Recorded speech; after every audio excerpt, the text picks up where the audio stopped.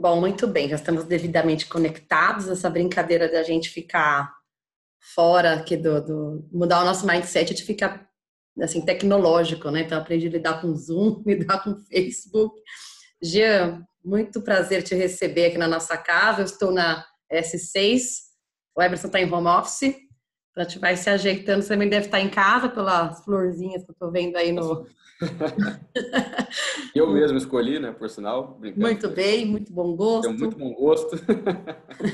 Ó, nós estamos sendo transmitidos pelo Facebook, tem o link Zoom também, que alguns players já estão começando a entrar, né? Então, a gente, geralmente, nos 5 minutinhos iniciais é assim que funciona.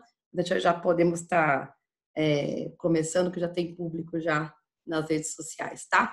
Bom, primeiramente, só para agradecer, né, o nosso bate-papo para poder falar um pouquinho sobre fundos imobiliários, né? Então, eu acho que tem muita gente depois dessa parte toda da pandemia, perguntando se ainda vale muito a pena, se faz sentido ou não, quais são as oportunidades, cenários. A gente tem bastante demanda dos nossos clientes, tem bastante demanda também em relação à participação em fundos imobiliários, por conta de uma Selic mais baixinha. Então, vai ser um prazer te receber. Eu pedi para o Everson falar um pouquinho aí de você, mas aproveitando esses 6 investimentos, a gente é parceira da XP, com bastante orgulho. Muito obrigada pela abertura que vocês fazem aqui essas lives que são tão importantes para a gente, fomenta conteúdo, que é o que a gente também acredita junto com vocês, né? Educação financeira move o mundo, e a gente está à disposição nas nossas redes sociais, nossa página.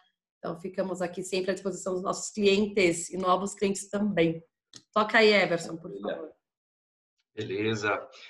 Jean, agradecer mais uma vez a sua participação. É sempre uma honra receber, né, as pessoas da XP, porque nos proporciona trazer para os nossos clientes conhecimento que a gente, com certeza, fisicamente não teria a mesma velocidade de transmissão, né? Então, isso ficou de novo, né? A gente tem essa possibilidade de aproximar as pessoas de uma forma mais fácil.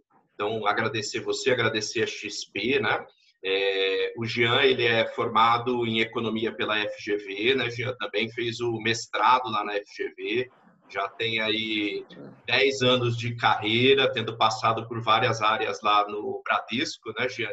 Está na XP desde 2017, passou pela Asset também do Bradesco, tem uma experiência bastante relevante aí como analista, né, lá no Bradesco, e agora contribuindo aqui com a XP e com a gente, né? E a gente está num momento bastante interessante, né? Porque você com certeza deve estar recebendo muito a pergunta, né? A questão pô, como é que vai ficar a laje corporativa depois, né? Dessa mudança, né? Que a gente está sofrendo, né? Vivendo. Eu acho que é importante mais ainda a gente conversar sobre o assunto, porque a gente tem que sempre fugir dos extremismos, né? E eu acho que é isso, né? A dinâmica e os benefícios do fundo imobiliário, eles não mudaram, né? O que mudou, talvez, e aí você vai me dizer um pouquinho, é a questão, acho que, da seleção, né? De olhar com mais carinho, de ser ainda mais criterioso, né? E muitos fundos, na verdade, têm ativos excelentes. Queria que você falasse um pouquinho aí da sua carreira, da sua Maravilha. profissão. Maravilha. Pessoal, obrigado pela oportunidade. Prazer enorme estar com vocês. Eu estou no ramo de fundo imobiliário desde 2015, para ser mais exato, que é quando fazia a gestão de um fundo de fundos lá no antigo banco. E aí vim integrar o time da XP em 2017, comprando um projeto que eu acreditava muito, que era a necessidade das pessoas investirem de forma mais eficiente na medida que a taxa de juros do Brasil, que nunca foi comum no resto do mundo, fosse se perdendo, né? A gente tinha uma jabuticaba no Brasil, onde você conseguia ter retorno alto com uma liquidez diária, né? Você podia resgatar o seu CDB todo dia, e o melhor dos mundos, não tinha risco nenhum, porque aquilo não tem volatilidade, ele não oscilava na tela. Então, só que no Brasil a gente podia encontrar esse tripé. Em qualquer lugar do mundo, se você escolhe 2, você perde 1. Pode ser, eu quero um retorno alto e eu quero ter liquidez, eu quero poder entrar e sair. Não tem problema. Você pode ter, por exemplo, o mercado de ações, que tem retornos altos e você pode entrar e sair quando quiser, mas ele tem volatilidade e o investidor precisa aguentar isso. Ou eu quero ter um retorno muito alto, mas eu não quero volatilidade. também é possível. Fundo de private equity, por exemplo, só que aí você deixa o seu dinheiro travado 8 anos, ele procura te entregar aí um retorno de acima de 20% ao ano, 30% ao ano. Então, tudo é possível. E o fundo imobiliário encaixava muito bem nessa tese, que na medida que os juros baixam e os produtos alternativos vão ganhando destaque, a indústria de fundo imobiliário era a primeira que a gente enxergava que fosse se valer e recuperar nesse momento. E assim foi que aconteceu, né? Quando eu entrei aqui, eu vim para fazer análise de fato, relatórios, carteiras recomendadas, prestar um pós-venda para o cliente. Naquele momento ainda não tinha. A gente conseguiu construir essa base, o mercado foi melhorando e na medida que a gente colocou novas ofertas públicas em andamento, a gente percebeu que a gente colocou um shift, uma mudança de mindset na indústria de fundo imobiliário entre o ciclo de 2012 e esse novo, a partir de 2017, a gente mudou muito a qualidade dos fundos. Então, os fundos passaram a ser de gestão ativa, bem diversificados, tem de fato um gestor tentando ganhar dinheiro para o cotista, porque ele ganha dinheiro na medida que o fundo se valoriza, ele está alinhado, ele tem taxa de performance, funciona como qualquer outro fundo. Em 2012, a gente tinha uma modalidade de fundo imobiliário diferente, era uma casca só. Eu empacotava o imóvel dentro do fundo só para ele ter benefício fiscal. E aí, nesse formato, o vendedor tinha um incentivo muito grande e você não tendo um gestor por trás, tinha um incentivo muito grande em empacotar isso no preço mais caro possível e depois o cotista ficava meio que refém do andamento do mercado e não necessariamente tinha um gestor ali para defender os interesses dele. Então, nesse último ciclo, a gente conseguiu construir muita coisa. A gente criou grandes flagships, como o XPlog, o próprio XPmall, depois a gente fala um pouco mais de shopping, mas é um flagship, é um fundo com excelentes ativos, grande pra caramba, líquido. Teve um crescimento muito grande de grandes gestores como a Red, o Credit Suisse, a Kinea cresceu mais ainda, novos surgiram e mostraram um serviço muito bom, como a RBR, a VBI, HSI. Eu posso citar inúmeros gestores de excelência que não faziam parte desse mercado e passaram a fazer. Tá? Então, a gente saiu ali, em 2017, de uma custódia de 2, 3 bilhões de reais aqui na XP em fundo imobiliário para alguma coisa como 26 bi em pouco tempo. Então, foi uma história de acho que muito árdua, né? Mas que se provou correta, porque o investidor precisa dessa alternativa de investimento. E o fundo imobiliário ele se encaixa entre a renda fixa e a renda variável. Você é obrigado a aceitar alguma volatilidade porque a cota é listada em bolsa, mas estatisticamente a volatilidade é metade da renda variável. Então, obviamente, você vai ver isso oscilando na carteira, mas não chega a ser tão agressivo quanto uma ação. E, melhor de tudo, você não corre o risco de quebra, né? Se eu estou falando de um imóvel mesmo de fato de tijolo, o preço dele não vai a zero, o fundo imobiliário, por lei, ele não pode se alavancar e ele é obrigado a distribuir dividendos recorrentes. Então, você está num ambiente em que existe um valor intrínseco daquele imóvel, uma volatilidade mais baixa. Então, em comparação com um ativo de renda variável, é um ativo um pouco mais seguro em termos de volatilidade. E por isso que ele começou a ganhar atração e caiu no gosto aí das pessoas físicas. E a gente viu um boom de número de CPFs entre o último trimestre de 2019 e a virada do ano de 2020. Esse número saiu de 250 mil CPFs para alguma coisa como 800 e poucos mil CPFs. 896 mil CPFs. Essa é a parte mais fantástica, né? Essa é a parte mais fantástica dessa mudança de mindset, porque é isso. A gente com uma Selic agora 2% ao ano, a gente realmente fica para onde a gente corre, né? Então, exato. Conservador... Jean, um negócio que você... É fantástico, né? Tá falando aí que é decisivo, né? É que assim, quando a gente tem um investidor mais conservador, né? Se ele realmente alongar o prazo, o que tem dentro do CNPJ que é apenas o veículo, né? Um imóvel. Então,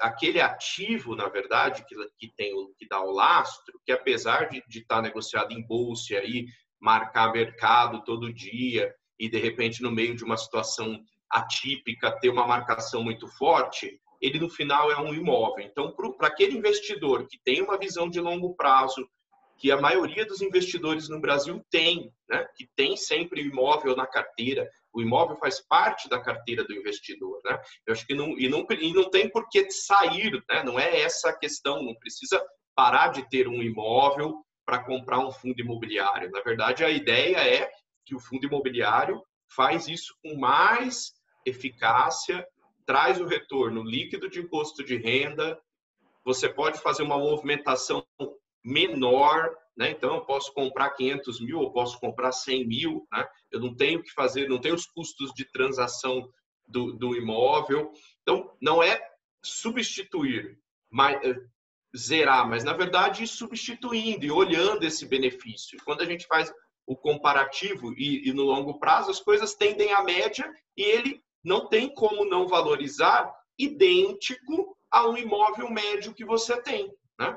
Eu não estou falando de quem vai fazer um loteamento, né? De quem vai fazer algum investimento que teria um alto nível de risco e que ela se sente segura fazendo, mas de um imóvel médio. Eu compro um apartamento para alugar.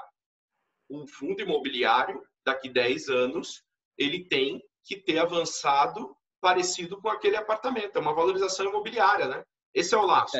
Esse fator aí que você mencionou, da valorização, acho que quase que atrelada à defesa do poder de compra, porque é um ativo real e por conta da inflação você vai ter uma reposição de valor, ele acontece nos imóveis e isso é amplamente conhecido. O fundo imobiliário versus o imóvel, ele traz uma série de vantagens, mas como você comentou, a gente não tem necessariamente que não ter imóveis. Acontece que imóvel mais fundo imobiliário é melhor do que só ter imóvel.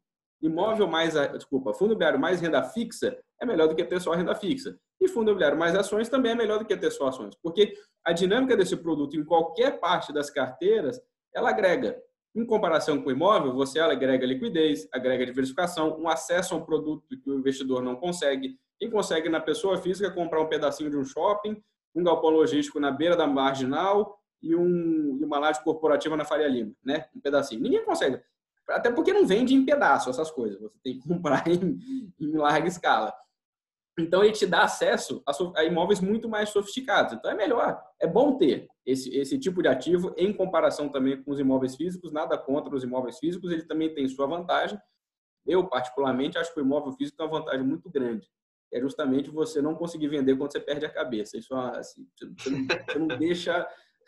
Para mim, aqui em casa, olha, é sensacional. Não tem jeito, a mulher pode espernear, não dá, não tem como, não tem dinheiro, não vai dar para fazer. Então, você se defende. Mas o fato é que juntar esses fatores é muito agregador para a carteira do cliente, tá? Então, falando um pouco dessa questão aí do valor intrínseco dos imóveis, e aí comentando um pouco da pandemia, o que a gente viu aqui no final de março, né, que é quando final de março, mês de abril, que é quando a pandemia pegou para valer o mercado financeiro, a gente viu o IFIX caindo 20%, 30%, em algumas classes de ativos mais prejudicadas que outras, por exemplo, a classe de shoppings, que chegou a cair mais de 40%. A gente viu que naquele momento o investidor ele estava tomando decisão quase que irracional, porque diferente de uma empresa que pode quebrar, o fundo imobiliário não pode quebrar. É simples assim, por definição, ele não vai quebrar. Se as coisas melhorarem ou atenuarem, ele vai voltar um pouco de preço. Eventualmente, se você tivesse comprado mais baixo, você teria feito um preço médio e uma hora vai recuperar. Então, isso é um fato, é uma verdade. Agora, o movimento foi tão forte que a gente chegou a ver, por exemplo, fundos imobiliários que tinham acabado de captar dinheiro e eles não tinham alocado tudo. Então, além da questão do valor intrínseco do imóvel, tinha uma questão particular. A gestão mesmo, né? Estrutural, né? Você vai colocando... do fundo estar com grana. Ele tinha, digamos que ele tivesse metade do capital investido em imóvel, metade em dinheiro. E ele estava sendo negociado no mercado pela metade do preço. Ou seja, o mercado estava dizendo, todo esse imóvel que você tem na carteira vale zero. Eu estou pagando só o dinheiro que está guardado no caixa do fundo. Então, era uma loucura. Que loucura, né? Assim, e abriu-se oportunidades de compras enormes. E aí, conversando com os gestores que a gente tem contato, um gestor que é muito relevante nesse mercado, tanto de fundo imobiliário quanto de imóveis, de fato, porque ele é bem grande, ele tem participação, uma pancada de coisa. Assim, a frase que ele tinha colocado lá, que o pessoal comentou, para o time dele foi, pessoal, é a oportunidade da vida. É da vida. Agora é a hora, quem puder, sair raspando tudo. Quem comprou em março, abriu, foi comprando. Comprou tijolo a rodo e realmente os preços já voltaram. Umas classes mais rápido, outras mais devagar, mas em boa medida voltou um pedaço bom, tá? E aí você vai ter classes, por exemplo, como o shopping center, que sofreram bastante na pandemia e não voltaram tudo ainda ou estão mais distantes de recuperar o seu valor. Por quê? O shopping ele foi afetado diretamente pela pandemia, ele foi proibido de operar, né? Enquanto o galpão logístico passou a ter uma conotação mais desejada, porque o e-commerce começou a tracionar melhor do que o pessoal imaginava, a necessidade de estoque Aumentou, o empresário que precisava desse espaço de estoque, espaço de qualidade, pediu mais espaço, então o galpão logístico passou ali, teve uma queda, mas depois ele já começou a recuperar, ele passou razoavelmente bem. O shopping, ele foi proibido de operar e era um ativo caro. O shopping aqui no Brasil ele é muito resiliente. Ele é diferente do shopping nos Estados Unidos. A gente tem uma posição privilegiada de localização do shopping que foi bem construído por uma empresa profissional, listada em bolsa. Você vai ver que ele está incrustado dentro dos centros mais adensados que a gente tem, dos bairros melhor renda per capita, digamos. Ou, eventualmente, muito adensado, ainda que ele ataque um público B, C, ele tem um fluxo muito forte, ele é muito estratégico. E ele oferece um serviço, ele não oferece só produto. O shopping nos Estados Unidos...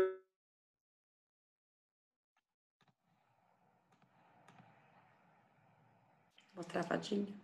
Falhou aí, Gabi?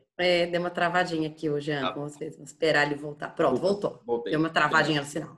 Está falando do shopping nos Estados Unidos, estamos falando de resiliência no setor de shoppings. Perfeito, apareceu aqui que minha internet está instável, desculpa, gente. Então, é um mal, telefonia, né? Todo mundo então, assim, o shopping nos Estados Unidos, ele está voltado para produto. A praça de alimentação ela é pequenininha, ela não foi feita para você ficar lá muito tempo, você não tem grandes restaurantes ali dentro, ele é feito para você entrar, comprar e sair. E detalhe, ele fica mais afastado, você pega o carro e chega até o shopping. No Brasil, ele é um centro de serviço, ele é uma conveniência. Ele é climatizado, ele tem segurança e ele tem uma série de serviços. Então, tudo que eu resolvia da minha vida quando eu trabalhava no escritório da XP era dentro de um shopping. Tá? Trabalhando de casa, assim que eu puder, também vai ser dentro de um shopping. Porque tem um shopping perto de todo mundo que resolve a sua vida. Seja, na época que usava mais roupa social lá, né? Pô, rasgou a camisa aqui, corre no shopping, compra, tem que engraxar o sapato porque tem reunião, a academia que eu fazia era dentro do shopping, o restaurante que comer era dentro do shopping, o cinema no fim da sexta-feira, a mulher passava lá, a gente ia no shopping. Então, o que deixava de dinheiro ali dentro não é brincadeira. Se você for botar na conta, não é brincadeira. Então, o shopping aqui no Brasil, ele é muito rentável. Tá? Hoje ele é bem posicionado. O shopping nos Estados Unidos, né, até por uma questão, falta de desenvolvimento, mas aqui a gente tem um número de shoppings que ainda tem uma penetração muito baixa, né? E nos Estados Unidos, pelo menos até onde eu acompanho, né, isso tem outro grau de penetração, o impacto lá realmente é uma diluição muito maior, né? Porque o número de shoppings é muito maior. Aqui, apesar da gente ter visto uma evolução, per capita ainda é baixo, não é? Muito baixo. É que os Estados Unidos chega a ser uma boçalidade na hora de comparar, porque nenhum lugar do mundo consegue chegar no nível de shopping. Mas a gente teria uma pista para recuperar enorme para chegar em países como Espanha, né? Que não tem tanto essa cultura como o americano tem. Mas o fato é que a nossa penetração é muito, muito baixa. E a gente poderia ainda ganhar bastante terreno. Nos Estados Unidos, mesmo assim, os bons shoppings, que são bem localizados e têm menos essa concentração de produto, tem mais um centro de serviço, eles também não passaram apuros, não, tá? Quem passou muito apuro e fechou e teve que desistir da operação são shoppings que são mais adjacentes, periféricos e voltados ali para aquela experiência de você ir até lá e fazer um monte de...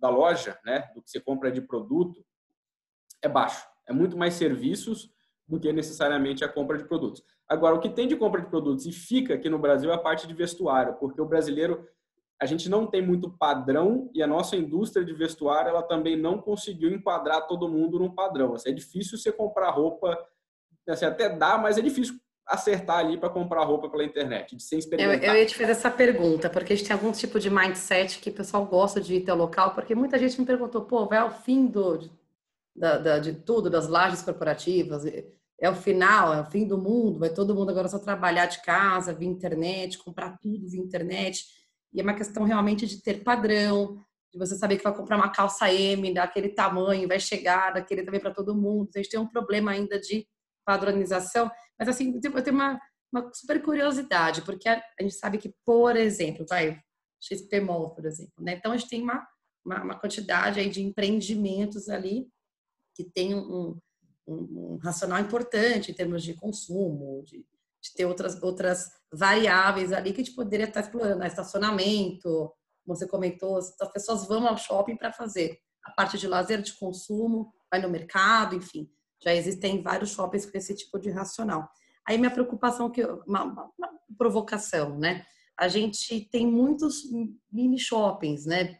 Pequenininhos, assim. Então, como é que vocês enxergam esses pequenos centros, esse sofrimento que pode acontecer um pouco mais duro, que houve realmente, de fato, aí, quando fechou tudo, mas e agora, né? Daqui em diante, como é que essa retomada acontece?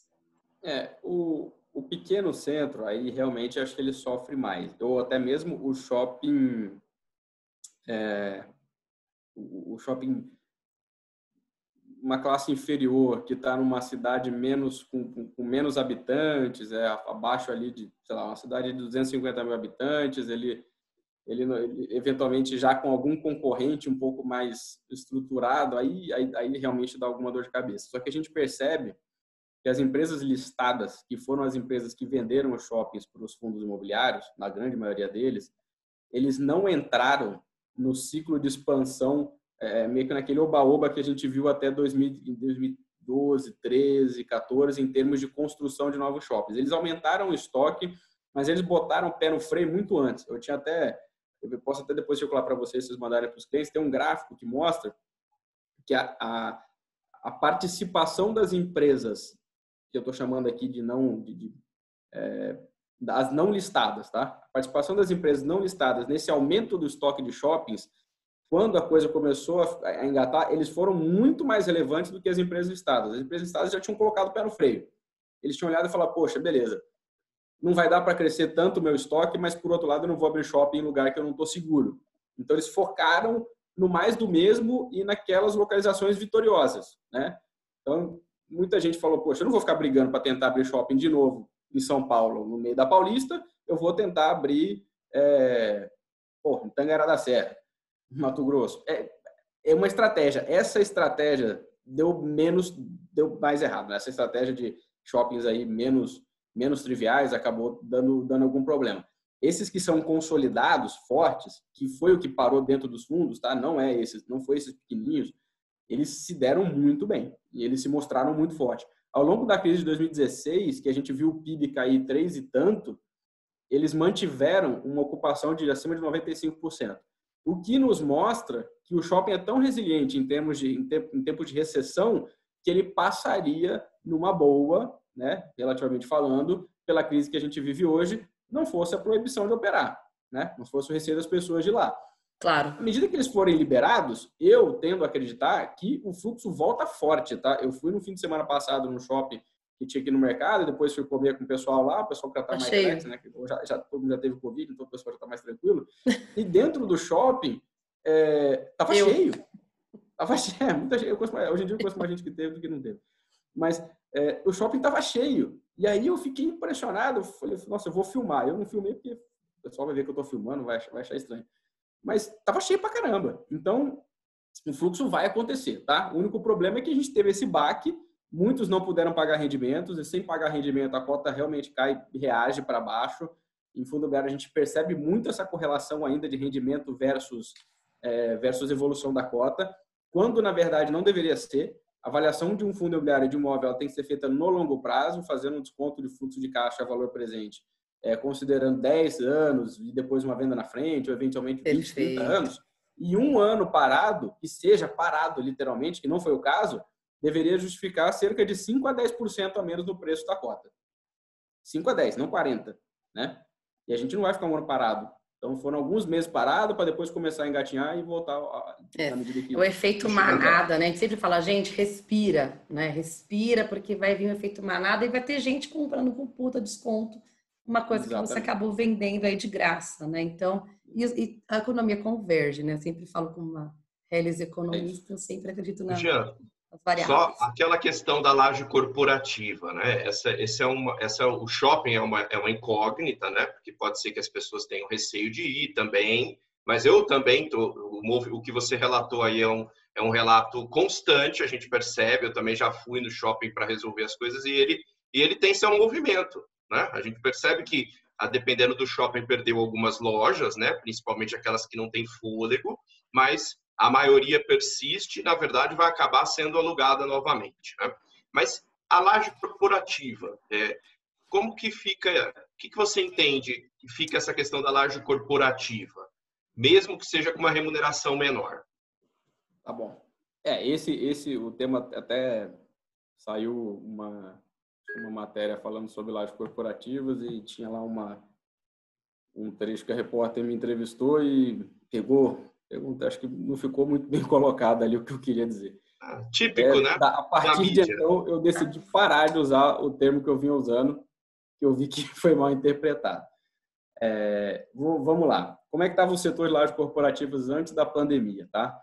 Primeiro que a profundidade desse setor é muito concentrada em São Paulo e Rio de Janeiro, tá? E principalmente São Paulo, porque Rio de Janeiro, desde que o Estado começou a ter problema ali com a quebra da cadeia de petróleo, crise fiscal do Estado, e excesso de oferta também, que eles passaram também de lajes corporativas, ali com a liberação ali do Porto Maravilha, ali começou a ficar um pouco mais complicado. Então, falando majoritariamente de lajes corporativas, que a gente chama de AAA, que são aquelas num padrão construtivo determinado, com tamanho de laje determinada, certificação LEED, etc., bem localizados, tá?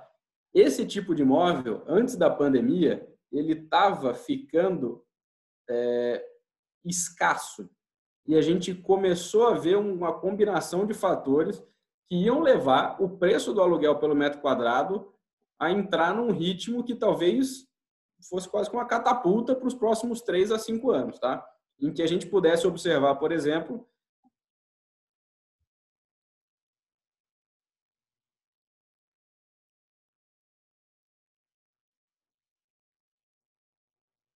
já percebeu, quando a gente foi procurar espaço, que não tinha mais a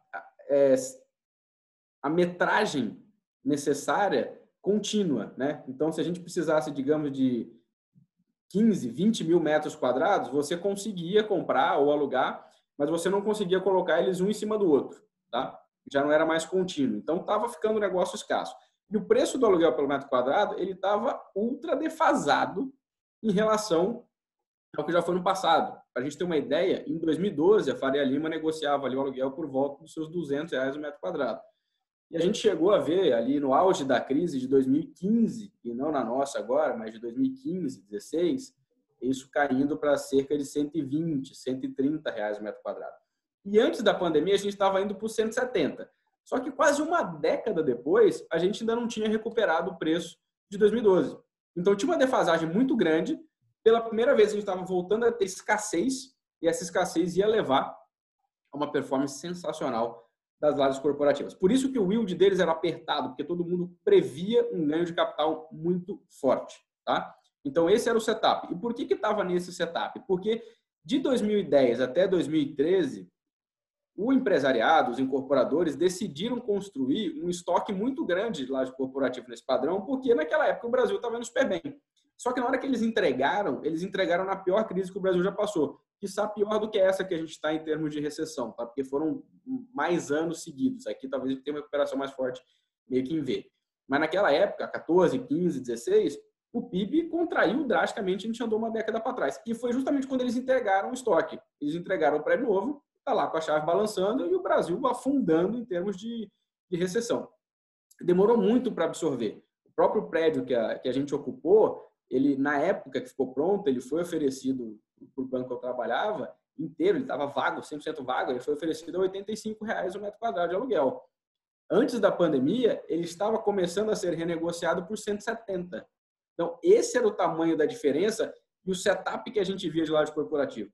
Tinha acabado o excesso de oferta, a absorção das empresas tinha consumido aquele estoque todo e dali para frente ia ficar cotovelada para conseguir espaço.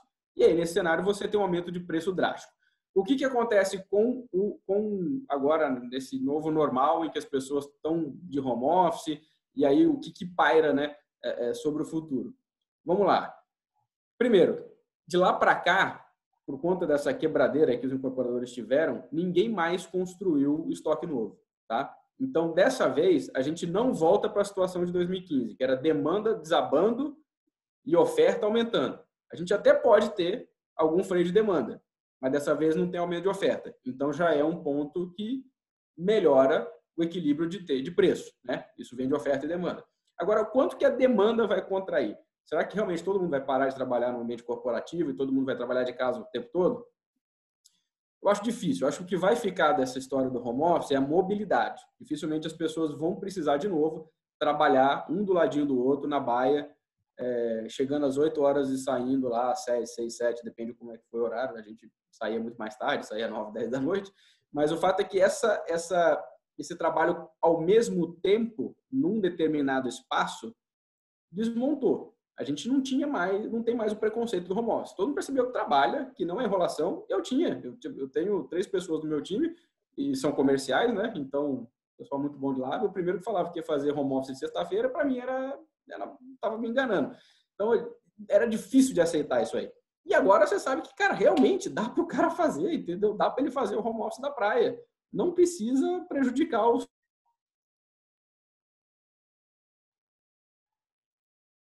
Isso é show de bola. Essa mobilidade vai ficar. Mas, por outro lado, na medida que você precisa fazer a cultura descer, treinamento, infraestrutura, isso vai ficando meio complicado. Eu estou fazendo essa live hoje aqui em casa porque eu mandei a mulher e meus 2 filhos sair. Né? Não dá para fazer isso toda hora. Eu não posso mandar para casa da sogra o tempo todo. Então, a infraestrutura, ela dificilmente vai ser abandonada. Então, um imóvel, por exemplo, uma área corporativa bem localizada, com um padrão excelente, não vai deixar de ser utilizado. Pode mudar a forma de utilização.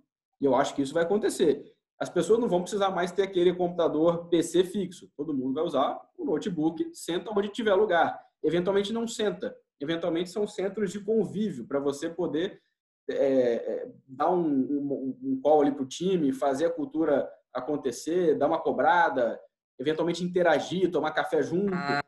Precisa, né? Porque na pandemia para cá, por exemplo, a gente teve pessoas novas entrando no time. E, poxa, é um desafio. Assim, a pessoa mais júnior, ela pega o dia a dia vendo você trabalhar. É difícil, né? Por mais que você sente, treine a pessoa, ele não sai dali pronto. Eu não fiquei assim, foi a minha vida assim, pelo menos. Por mais que eu tivesse feito economia, mestrado em economia, o que eu sei e o que eu aprendi mesmo de economia no duro foi prática. Que era excelente e sentava na minha frente e não era meu chefe. E ele era assim muito fora da curva. Então, o que eu sei de economia hoje, a forma como eu enxergo as coisas, eu devo para esse cara, que nunca foi meu chefe. Inclusive, um dia eu vou agradecer, vou chamar ele para almoçar para agradecer ele. Mas o fato é que você precisa desse contato. E aí não vai dar para matar. Não vai dar para matar essa utilização. A pesquisa que o Work fez lá nos Estados Unidos apontou que as pessoas preferem trabalhar perto de casa do que literalmente em casa. Então, juntando tudo isso, utilização de espaço corporativo vai acontecer. Vai ser igual estava sendo? Não sei. O interior vai mudar bastante, isso eu acho. Prédios boutique vão aumentar? Provavelmente. Uma outra dinâmica, um prédio muito mais voltado ali para...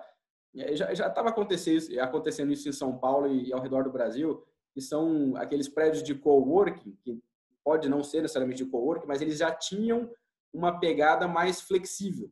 Eu acho que essa pegada flexível do coworking vai para dentro das empresas.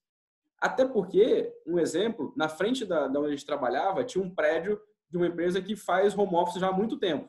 Era um prédio da Johnson & Johnson. E eles ocupavam um espaço enorme.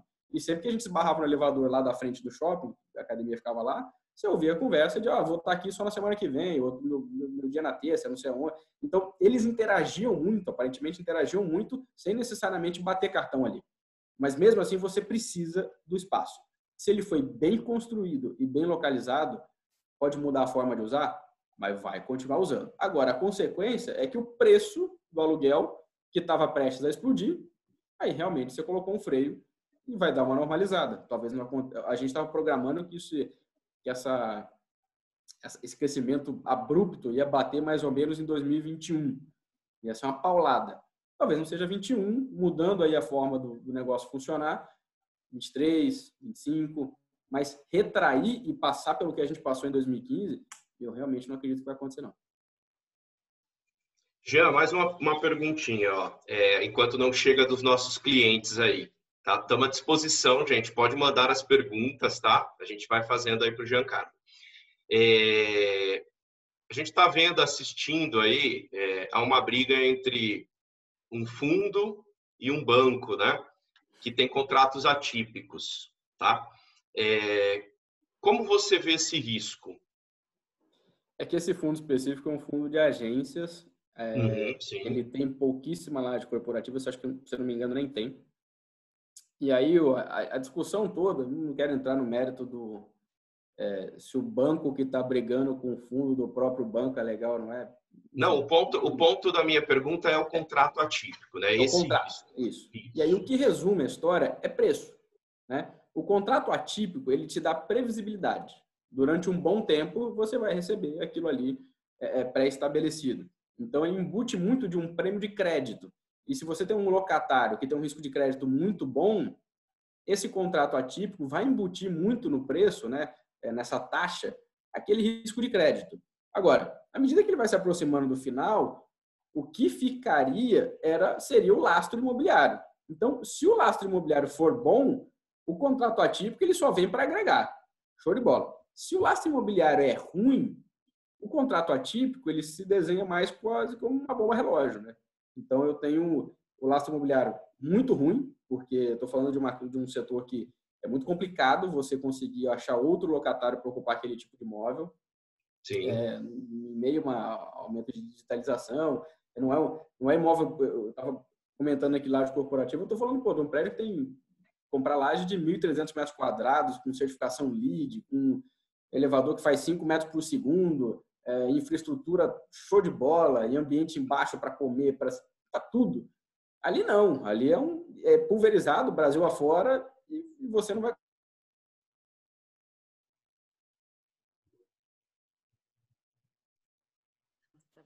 Daqui a pouco volta. Mais uma travadinha. Já volta. Travou, mas já voltou. Voltei. Então, Mas já até aproveitando que você está falando disso, mas eu já quero pegar até um gancho, teve uma pergunta sobre fundos logísticos, que eu queria também perguntar para você. Então, depois a gente poder já emendar direto nisso. Maravilha, deixa eu amarrar essa questão do contrato, que já inclusive puxa para o fundo logístico. Pensei nisso. O contrato atípico ele é bom se o lastro imobiliário também for bom, né? Caso contrário, vira uma bomba relógio, que é o que aconteceu aqui no caso do fundo que você comentou. Então, assim, ali não tem muito o que fazer. É questão de preço. O ativo por si só vale um aluguel que estava sendo pago? Não vale. Né? Se você tirar aquele inquilino lá dentro, sobrou o quê? Um sobradinho, sei lá, na rua X ali. Não vai pagar. Não vão pagar o que pode ser que dê certo, que entre uma farmácia e consiga, mas assim, é menos trivial. Agora, se o imóvel é bom, o lastro é bom, o contrato atípico não distorce o preço do aluguel, aí é show de bola, porque você aumenta a previsibilidade, você, colocando um inquilino de qualidade, melhora muito o perfil do seu ativo, e aí o fundo fica excelente. E aí, puxando para os de logística, que é onde a gente encontra mais essa questão dos contratos atípicos, a gente percebe que o ciclo de incorporação dele é curto e a oferta e a demanda caminham mais ou menos para e passo, porque você vai tendo meio que BTS, né? Eu tenho a demanda para um tipo de galpão de um determinado tamanho, uma empresa com risco de crédito muito bom, você constrói aquilo para ele e aí ele topa um contrato atípico por 10 anos. Isso é bom? Pô, é excelente. Por quê? Se o troço foi bem feito, se o galpão tem lá 6 toneladas por metro quadrado de piso, 12 metros de pé direito, tem a doca autonivelante, um pátio para o caminhão manobrar, tem luz, iluminação natural, ele é eficiente, ele não tem pilastra, ou tem espaçamento grande de pilastra, dá para você empilhar um monte de coisa ali dentro, fica super eficiente para distribuir. Nossa, vale muito para a empresa isso aí. Tá? Então, se esse cara for embora, vai ter um outro cara querendo entrar. E aí, o preço estando correto do aluguel e do metro quadrado que você pagou, o contrato atípico só torna um fundo mais desejado ainda. Tá? Jean, desculpa, pode falar, concluir. Não, e é comum nesse setor de logística porque o ciclo de incorporação é curto, como eu comentei, vai de mais ou menos 9 meses. Então, dá para você se programar, atrair as empresas e fazer esse desenvolvimento. Só para fazer um registro, né? Quando eu puxei a pergunta do contrato atípico, né? Só para esclarecer para os clientes, né? Tem um fundo imobiliário, né? Negociado em bolsa, um fundo bastante antigo. E esse fundo imobiliário ele tem prioritariamente, se não tudo, eu não vou lembrar, mas ele tem contratos com agências bancárias. E o que a gente está assistindo nos últimos anos, né, na questão do varejo, principalmente dos bancos, né, é uma redução. As transações elas mudaram para o canal online e, de fato, isso diminuiu o fluxo e os bancos estão revisando a necessidade desse custo fixo. O que está acontecendo é que esse banco entrou contra o fundo exigindo quebrar o contrato agora, e isso é Exatamente. um contrato atípico com mais alguns anos, acho que 2 ou 3 estourando, né? Mas é um contrato atípico, e o contrato atípico ele não pode ser quebrado, essa seria a característica dele, né? Então, o que eu queria fazer de registro também? Olha como é interessante a gente ter uma diversificação, né? Agência bancária já foi a coqueluche, né? Ter uma agência bancária, quantos clientes, né? A gente vem de um banco e da área private, os clientes, quantos clientes não pediram na minha vida para falar, pô, o banco não quer alugar meu prédio, o banco não tem uma agência para eu construir aí em algum lugar, eu construo em qualquer lugar, qualquer cidade, né? Olha que interessante, né? Como é importante a gente diversificar. O que já foi um negócio mega visado, não que deixe de ser interessante ainda, mas hoje a atratividade não é a de 10 anos atrás. O pessoal se matava para ter uma agência alugada para um banco de primeira linha, que é o caso aí. Eu sei porque vi isso acontecer na minha cidade, quando abriu a segunda agência, um investidor fez, hoje a agência já não existe mais. O banco abriu e reduziu em 10 anos. É um exemplo só para te dar. Então, mas o que preocupa é essa questão de quebra, né? Pô, o banco vem contra o investidor, né? Então, que sempre aquela fidelidade toda, e o negócio não é bem assim, né? Os interesses, as conveniências que são mandatárias, né? É que, na verdade, assim, é normal você ter essa pressão no finalzinho do contrato atípico, tá? Porque a multa do contrato atípico é o saldo remanescente que vai até o fim. Então, se você tenta fazer uma jogada dessa na metade, poxa, imagina, 5 anos para você pagar. Você quer sair, você vai ter que deixar na mesa 5 anos de aluguel. O cara não vai fazer. Mas na medida que ele vai chegando para o fim, 1, 2 anos, aí o inquilino começa a criar coragem, né? Eu vou lá, ameaço para baixar o preço, porque o preço está errado. Eu, inquilino, estou pagando 60% a mais do que poderia estar pagando. E se o meu proprietário não aceitar, a minha multa não é tão grande. Então, eu ganho mais baixando o aluguel do que pagando multa para ele. Faz sentido ir lá e pressionar para fazer a negociação vingar. Então, faz parte do contrato atípico, na medida que ele chegue no fim, começar a ter esse tipo de embate. Porque quanto mais distorcido o preço tiver, mais faz sentido para o inquilino tentar ameaçar sair ou até mesmo pagar a multa para romper esse contrato. Tá? Agora, em relação à mudança da agência para outros perfis, que já foi a coqueluche, o recado que fica é, digamos que fosse um fundo com uma agência só. Uma agência na Faria Lima, grande, bonita, show de bola, que tivesse alugado para o banco.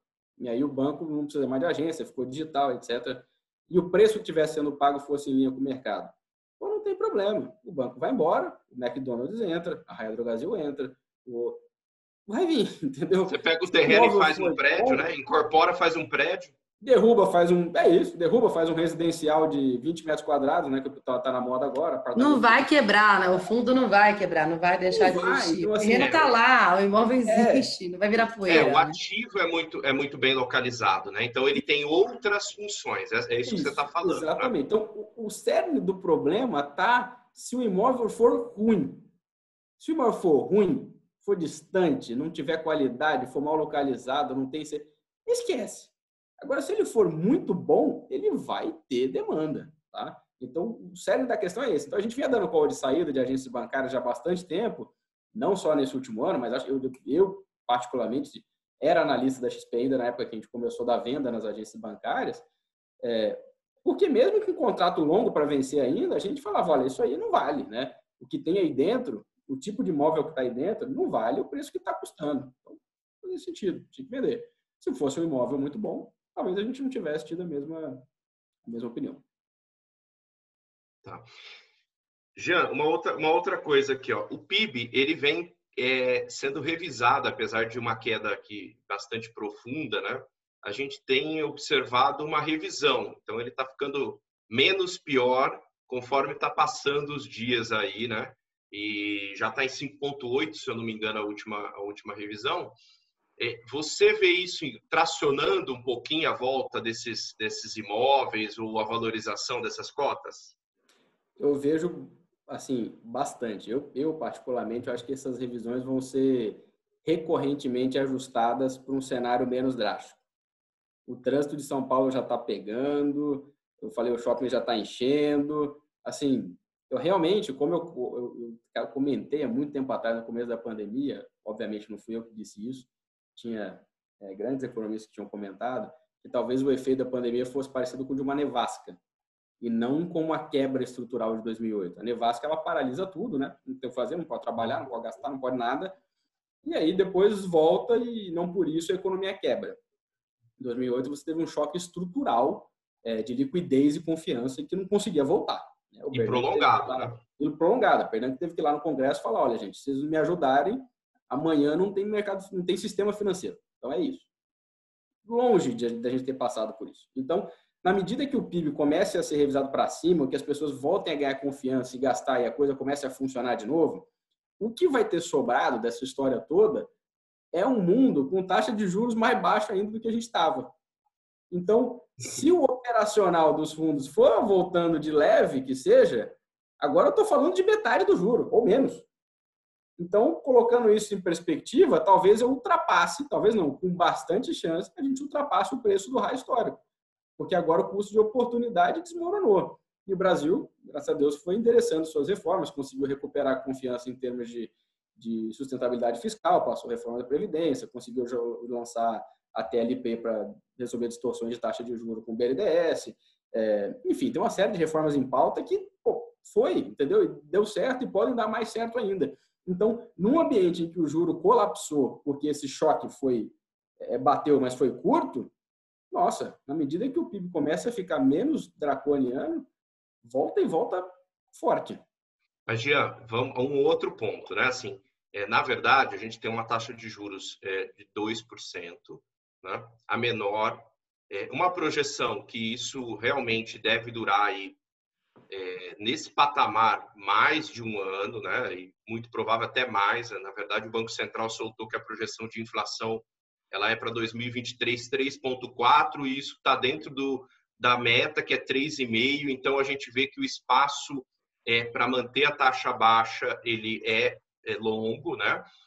Mas de fato ela não é a taxa de equilíbrio do Brasil, né? Ela é uma taxa de resgate, eu chamo. Mas então assim, neste momento, em algum momento, né? E se a gente tiver uma economia se recuperando mais rápido, nós vamos ter essa recuperação da taxa de juros. Ela é, na verdade, desejada, né? Porque significa que a gente está com a economia aquecendo e aí, naturalmente, 5% de taxa de juros, na verdade, acho que é 6 ou 6,5, que seria o ponto de equilíbrio hoje do Brasil, né? Então, amanhã o fundo vai estar competindo com a taxa que não é essa que a gente vive hoje, né? Daqui 3 anos. Você acha que uma taxa de 5, 6% tende a desvalorizar se os imóveis tiverem valorizado muita cota, né? Ou o fluxo, ele vai ficar... Ele ainda, de fato, na verdade, 5, 6% ainda é muito competitivo, porque fundo imobiliário tem um yield maior, né? Eu ia comentar sobre isso, né? Então, tem aquele relatório super bacana da XP, o Top 25. Então, ele dá uma relação até legal para a gente falou um pouquinho sobre os setores, mas eu acho que é legal essa questão do Emerson de colocar o yield vis-a-vis a questão da taxa básica. A gente tem que também pensar outras variáveis como o dólar, esses efeitos de pressão aí sobre curva longa, como é que isso funciona A gente olha para investimentos imobiliários no longo prazo, né? Então, como é que acaba isso influência? A gente tem que olhar através da influência desses vértices mais longos, né, de DI. Não sei se talvez seria esse raciocínio. Isso mesmo. Então, na verdade, é o seguinte, o 2% do curtíssimo, ele, na verdade, deveria ter pouquíssimo impacto no preço dos fundos imobiliários. A gente deveria ver essa avaliação com base no juro longo e no juro real, tá? Que, por sua vez, cedeu muito. Desde que a gente teve o estresse ali no começo da pandemia, ele já cedeu bastante e, na medida que o tempo passa, parece que cai mais a ficha de que a gente vai ter longos períodos com juro real aí, talvez a 3,5 ou menos, do que o que a gente vinha vendo. E aí o ponto importante o fundo imobiliário ele paga mais ou menos 6%, hoje em dia está rodando em 6% uma carteira ali de distribuição de rendimentos. Ele tem uma certa proteção com relação à inflação, como a gente comentou, os contratos são reajustados ou porque eles são atípicos ou porque você vê essa dinâmica de oferta e demanda fazendo com que o reajuste de inflação aconteça. Então, até lá, a gente vai ter, a princípio, tudo mais constante, esse resultado distribuído corrigido por inflação. Então, se daqui a 3 anos a gente tiver juros de 5, no curto prazo, o curto prazo do fundo imobiliário também vai estar pagando um prêmio em cima disso. Então, a gente vai ter saído de 6, 6,5, corrigido por inflação, vamos estar com, a preços de hoje, alguma coisa como 7, 7,5, alguma coisa assim. Então, esse prêmio está mantido. Então, assim, não tem uma preocupação com a recuperação da política monetária deixar de ser estimulativa e passar a vir para o terreno neutro. Isso só teria algum problema se a gente tiver uma reversão de expectativa em termos de sustentabilidade fiscal, fazendo com que o juro longo do Brasil tenha um repique ou um cavalo de pau, né? E pelo que tudo indica, não está acontecendo. E aí também tem um fator que corrobora muito para a gente ficar em cenário de juro baixo por período prolongado, é que o mundo desenvolvido não está conseguindo sair desse enrosco. O mundo desenvolvido, Japão, Europa, Estados Unidos, entraram em juro zero e não conseguem sair. Então, os Estados Unidos entrou no juro zero, subiu de novo até ver que não dava, começou a patinar e já tinha começado, quando o Fed deu aquele cavalo de pau, já tinha começado a cortar juro lá fora antes da pandemia. Ele já vinha cortando, aí veio a pandemia, jogou a zero de novo e, se duvidar, volta o afrouxamento quantitativo que eles tinham. Porque no mundo desenvolvido, os economistas estão batendo cabeça para tentar explicar, mas, enfim, tem uma série de fatores, não está aparecendo inflação. Você tem queda de desemprego, a economia começa a melhorar, o desemprego vai a 3,5% e a inflação não anda, né? E aí o povo fica, mas o que aconteceu que a inflação não anda mais? O que aconteceu nos últimos 10 anos? Nos últimos 10 anos, a Amazon deixou de ser uma empresa grande para ser uma dominadora. E aí, se você tem algum crescimento de PIB ou de salário, PIB e queda de desemprego, você não está conseguindo transmitir isso para a massa salarial. O cara da loja fala, olha, se eu tiver que te pagar mais $1 por hora, o meu produto deixa de ser competitivo e a Amazon me engole.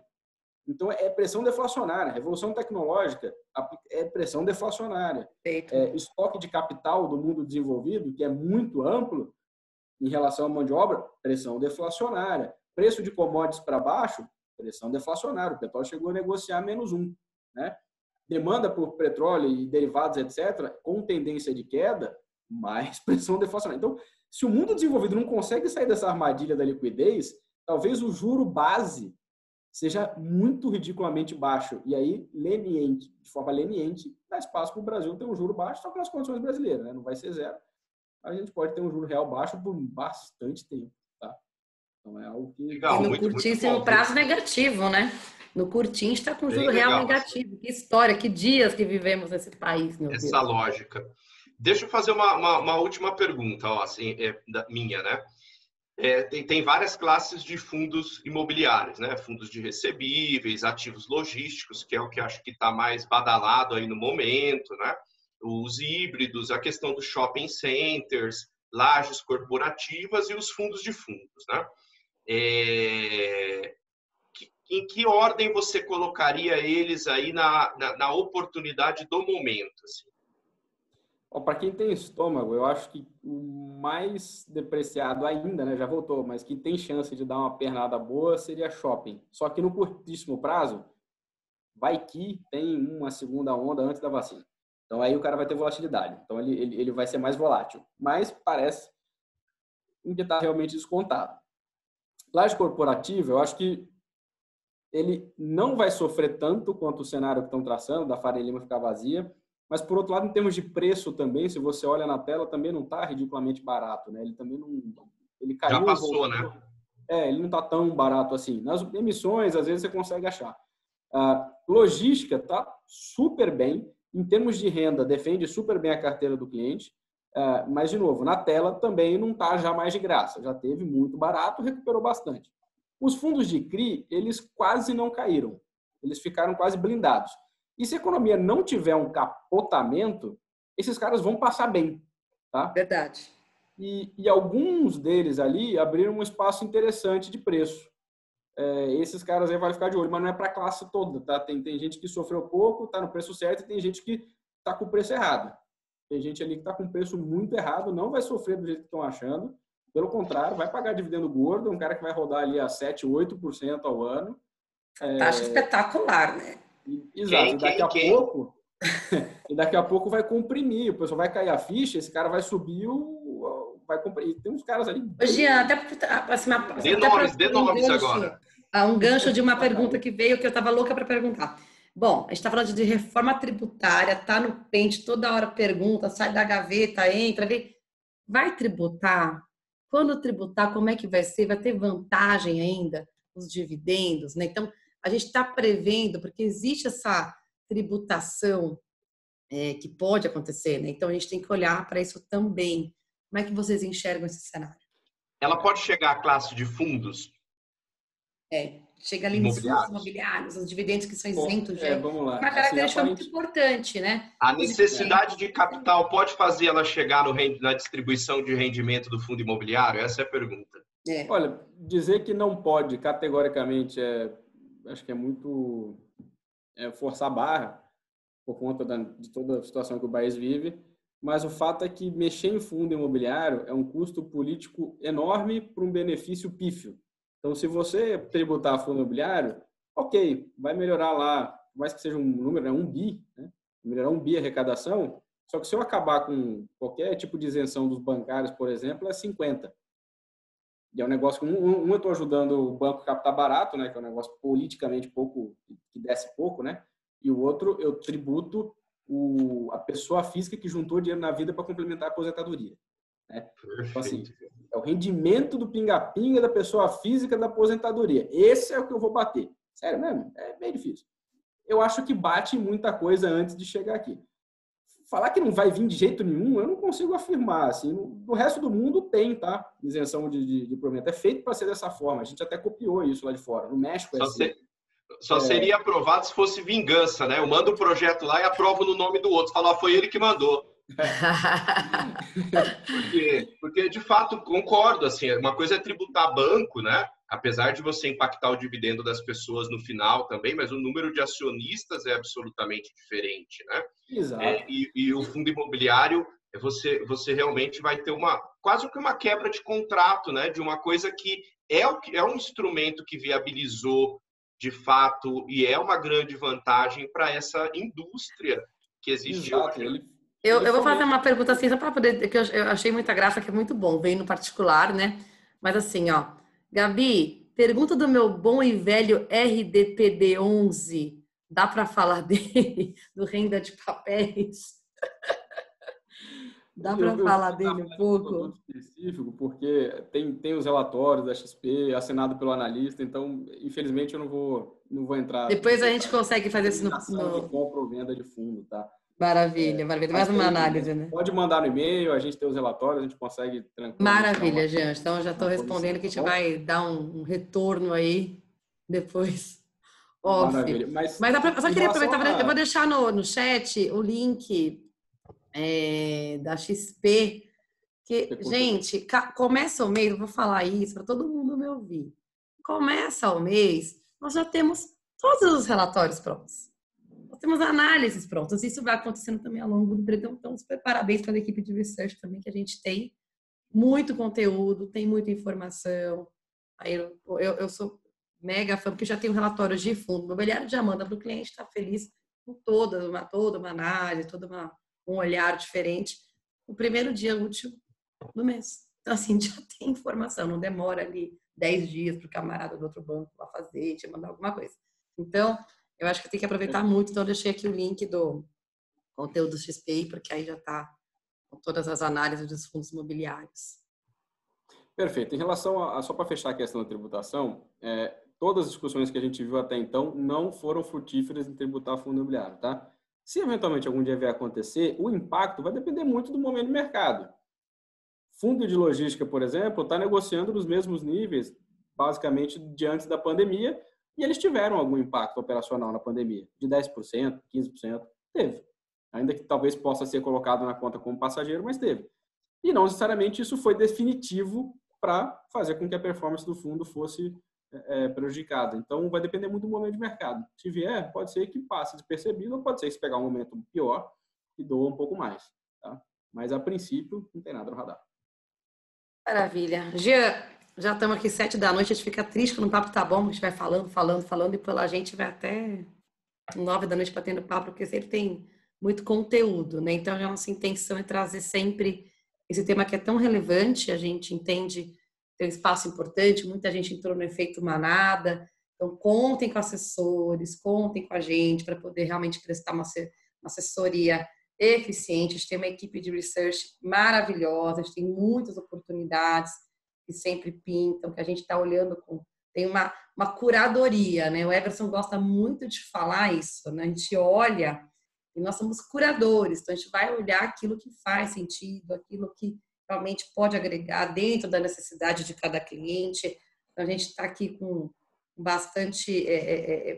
o objetivo nosso aqui é trazer coisas que façam sentido, né? A gente não quer comprar mico, a gente quer perpetuidade de patrimônio, preservação de patrimônio e crescimento dele, tá? Então, Jean, muito obrigada pela abertura, pelo excelente bate-papo. Já fica aí meu próximo convite para a gente bater papo de novo. Eu acho que é sempre bom trazer tanto conteúdo de qualidade aqui para os nossos clientes da S6 Investimentos. Muito obrigada. Maravilha, obrigado a vocês, sempre à disposição. Se eventualmente ficou alguma coisa aqui que a gente não explicou, que tenha ficado de dúvida, podem encaminhar aí para os assessores, o time da S6, eles encaminham para a gente trata com muita alegria. Tá bom, pessoal? Jean, muito obrigado e parabéns. O trabalho é excelente, cara, na questão dos fundos imobiliários realizado aí pela XP, cara. Muito bom mesmo. Valeu, pessoal. Obrigadão. Bom, boa noite, se cuidem. Obrigado, um abraço, gente. Obrigado pela participação de todos. Um abraço. Um abraço. Tchau, tchau.